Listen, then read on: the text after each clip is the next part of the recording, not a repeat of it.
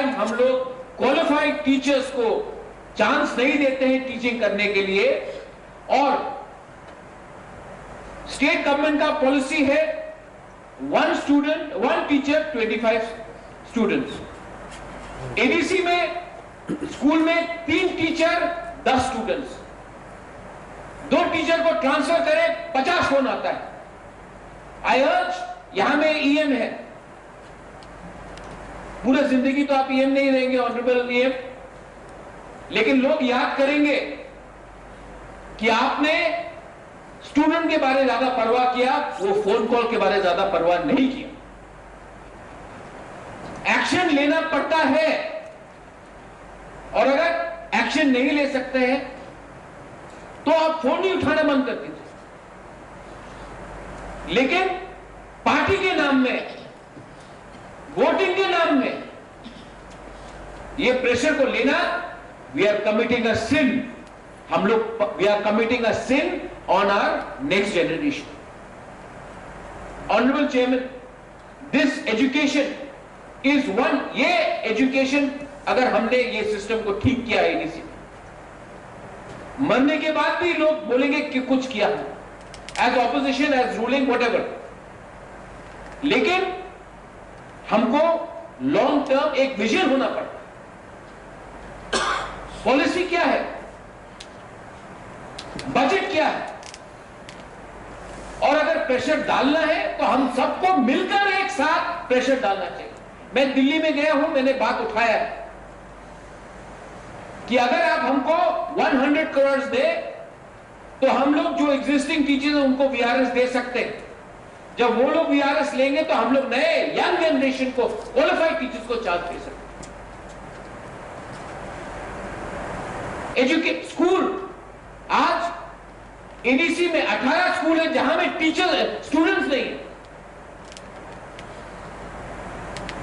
210 करोड़ अपना development fund से, 210 करोड़ जिसके लिए आप मार्केट बना सकता है, जिसके लिए आप स्कॉलरशिप दे सकता है, जिसके लिए आप रोड बना सकता है, उसके लिए हम लोग टीचर्स का सैलरी पे करते हैं, only from education. 210 crore development fund. किसने हमको यह अधिकार दिया था कि डेवलपमेंट का मनी आप डाइवर्ट करें सैलरी के लिए? ये कोई जवाब देगा? क्यों वो टीचर्स को नौकरी मिला without written examination, without interview? क्यों मिला? सब जानते क्यों मिला, वोट के लिए। पिछले गवर्नमेंट ने ये पॉलिसी बनाया, मिसमैनेज किया, आज हम लोग सब, we are all suffering. Honourable chairman, this is a very serious issue. Education is a very serious issue. And I think that we should forget our parties and think about our next generation. We should forget about our relatives, भांजा हो, uncle हो, कोई भी हो, and think about that poor child जिसको आज quality education नहीं मिल रहा, क्योंकि आज अगर इनको शिक्षा नहीं मिला, कल इनको नौकरी नहीं मिलेगा, कल ये पीछे ही रहेगा। हाउस होल्ड जो आज मैं बोल रहा हूं, मैं कल शायद नहीं रहूं एडीसी में, मुझे रहना भी नहीं, क्योंकि हाथ को बांध के, मुंह बंद करके मुझे यहां में काम नहीं करना है। लेकिन मैं बोल रहा हूं कि जो आज मैं बोल रहा हूं, अगर हम स्ट्रांग नहीं हुए, अगर हमने हमारे दिल में दया और हमारे सोच में बड़प्पन नहीं हुआ, तो हम लोग राजनीति करते रहेंगे, हमारा सोसाइटी गरीब रहेगा, और हमारा सोसाइटी गरीब रहेगा तो हम नीचे रहेंगे, और हम लोग तो पूरा जिंदगी पावर में नहीं रहने वाले।